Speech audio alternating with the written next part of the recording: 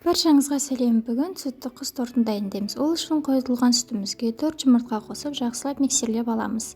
Алдын ала тартылған 220 грамм ұнымызға 10 грамм қопсытқыш салып, осылай 3 бөлікке бөліп, електен өткізіп, жақсылап араластырамыз. Лопаткамен немесе миксермен араластыруға болады. Мен лопаткамен жасаймын. Ал ендігі кезекте біз формамызды дайындаймыз. Ол үшін пергаментке 16 сантиметрлік форманың сызып аламыз. Және де 2 немесе 2,5 қасықтан алып, бір тегіс қылып жұқалап, біздің массамызды жағып шығамыз.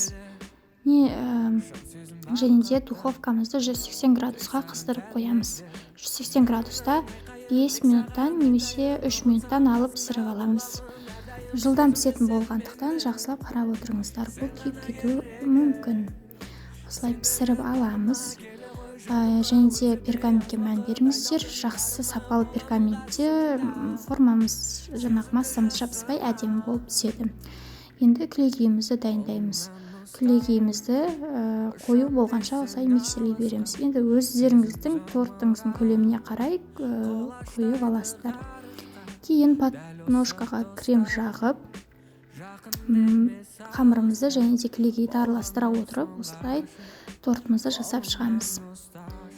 1,5 қасықтан кілегей салып, тегістеп аламыз.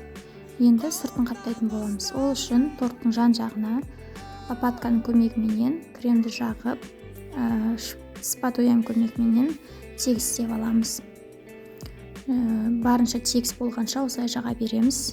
Және де жан жағындағы артық қамырлар, кілегейлерді алып аламыз. Тегіс болғанша барынша жасай береміз кілегейімізбен.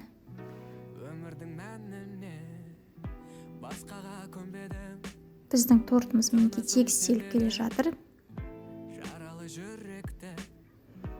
Енді менде Эльза қыздың формасында Эльза қызбенен безендіретін боламын.